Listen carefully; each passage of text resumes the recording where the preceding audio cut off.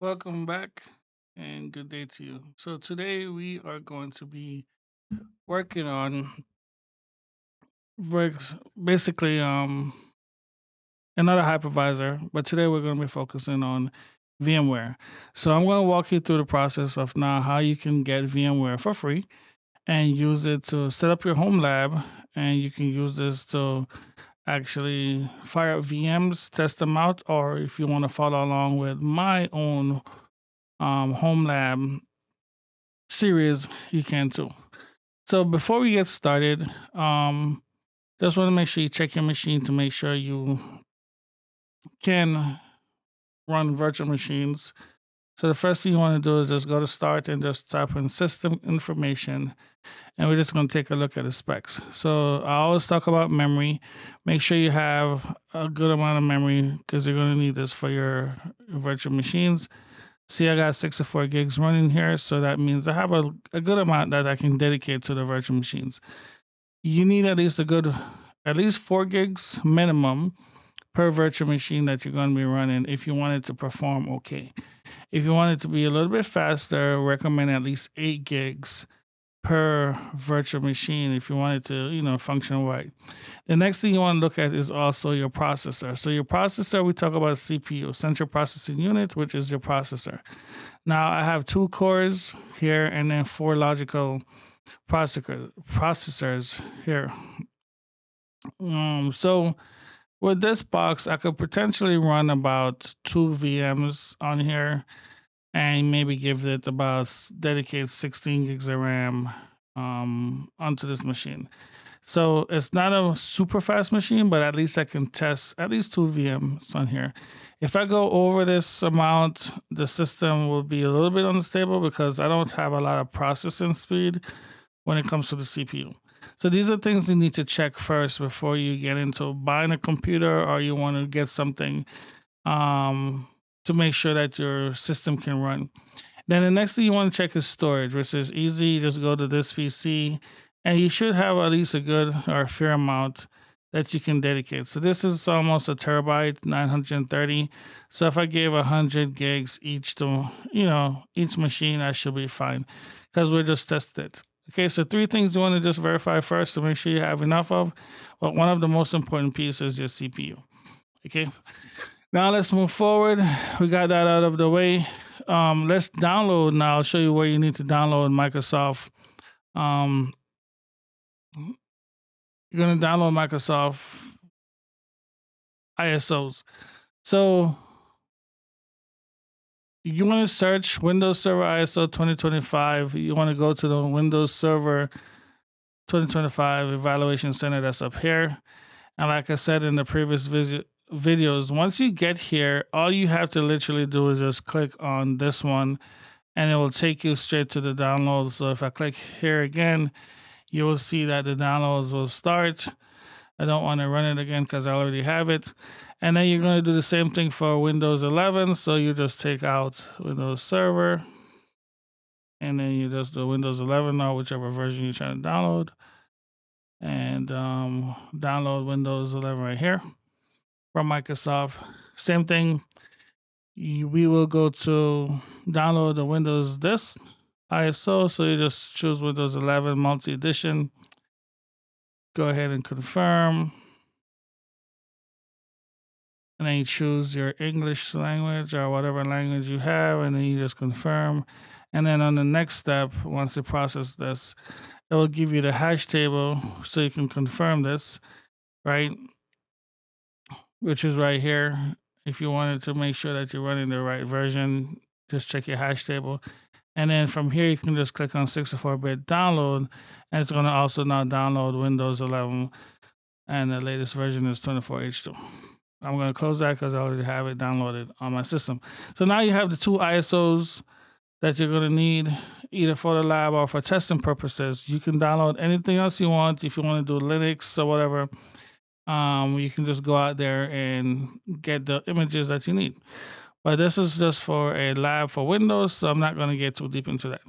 Now, in order for you to get VMware, you can just go to VMware download and do a quick search for it. And it's going to take you to a few places right here, but you want to go to download VMware Workstation Pro. This is a good place you can look for it. It will take you to this location. So it says to download VMware Pro, you need to log into the portal, and then after you log in, you can access the download link from here. So this is a correct way to do it. Accessbroadcom.com. Once you log in, you need to have a username. So if you don't have one, just come up top and you can register.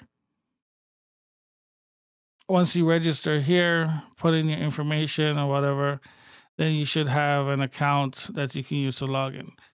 I think I already have an account, so I'm just going to go ahead and try to log in and see if we can get in real quick. So once you have successfully registered, you should see something like this right here. All your information. So I'll just do this later. And then now that I'm over here, you want to go to login.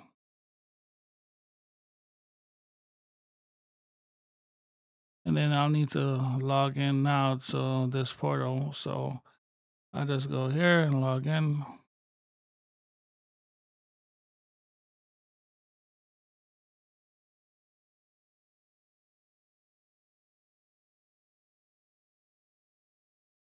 And once you're signed in, and it gives you access to this portion, it's a little finicky. So bear with us as we try to navigate all the way through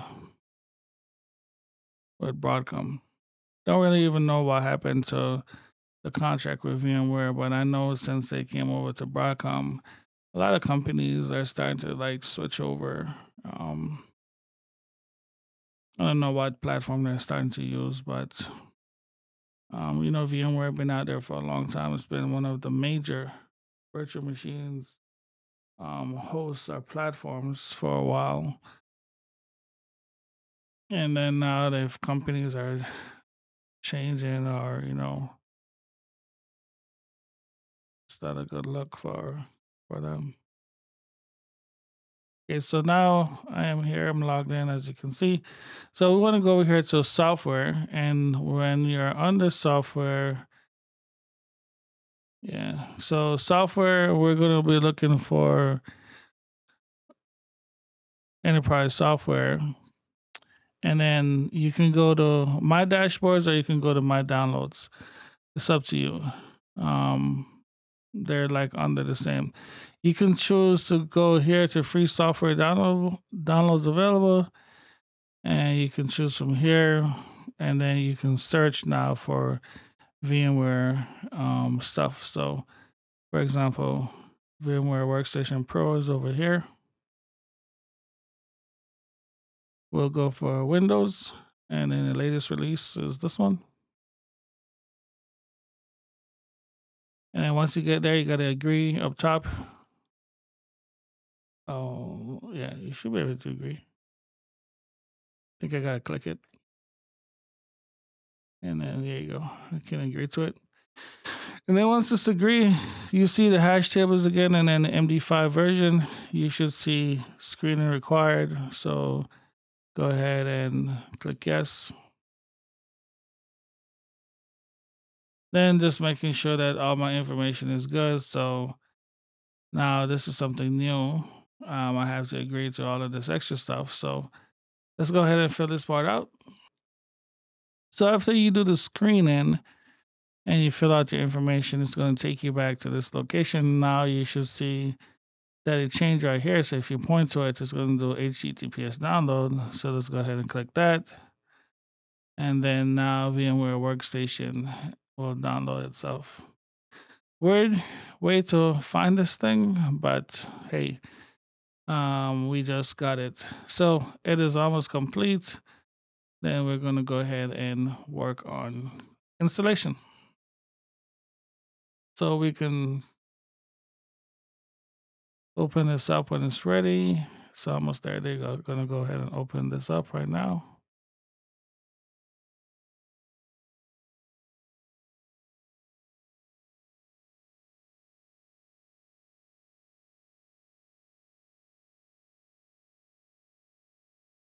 minimize this.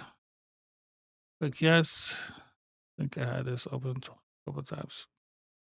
Now, just need one instance.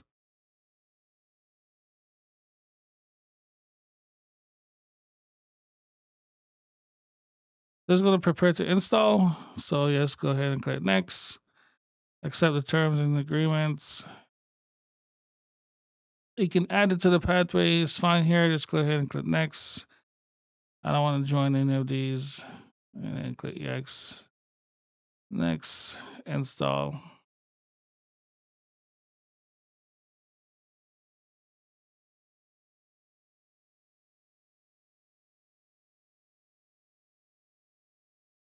Icon will be displayed, so that means you'll be able to use this each time you're ready to fire up VMware.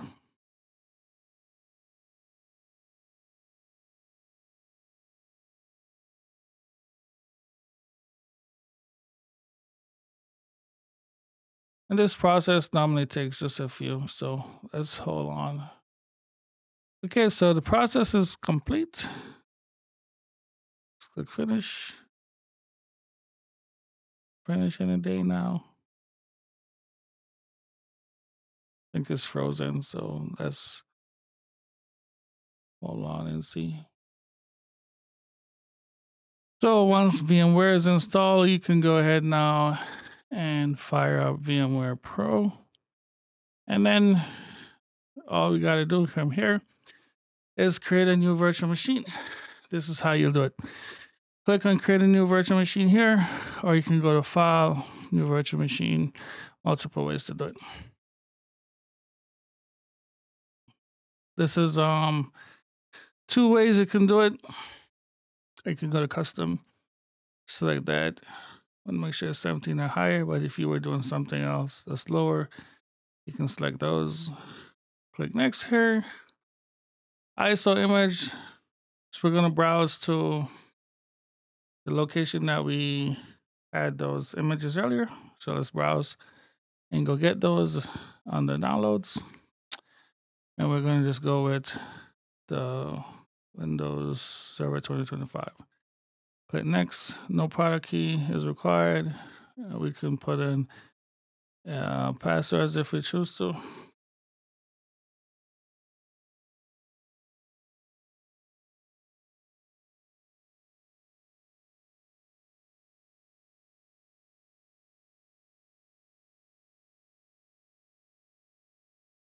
Log on automatically once it starts. No product key is fine. Click next.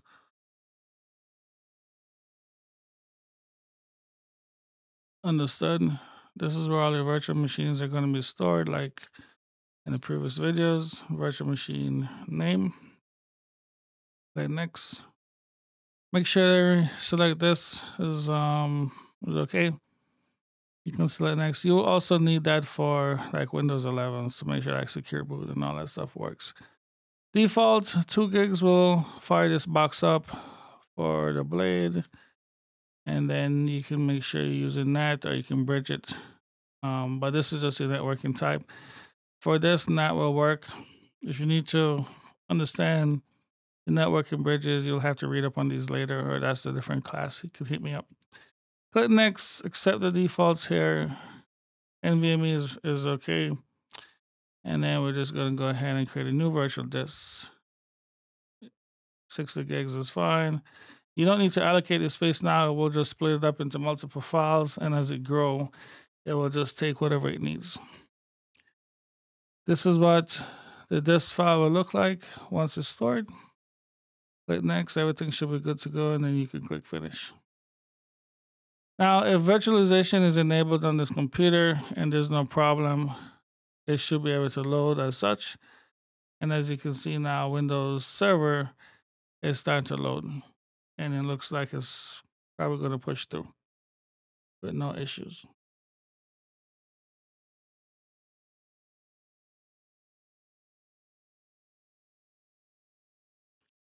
Okay, so now it's starting off. This will take you to the stage if you're following in my labs as well, where we start Active Directory training. This will take you to the first stage where you'll need to continue. So this is a housekeeping piece of getting your virtual machine set up and your lab ready to go. Now, as you can see, based on the customization, everything went well. So it's going to install Windows Server, and we should be right back to be able to log in. Once the system um, is done, as you can see, it will take you all the way through Windows Server and this right here, and you'll be able to, virtualize from here and start working either on my labs or do whatever you need to do as far as testing out your new virtual environment. And then you can just keep adding more virtual machines here as you choose to, and build it out. So this completes basically getting VMware to work. One cool thing you need to remember though, your switches. So for virtual machine on VM, you will need to make sure that your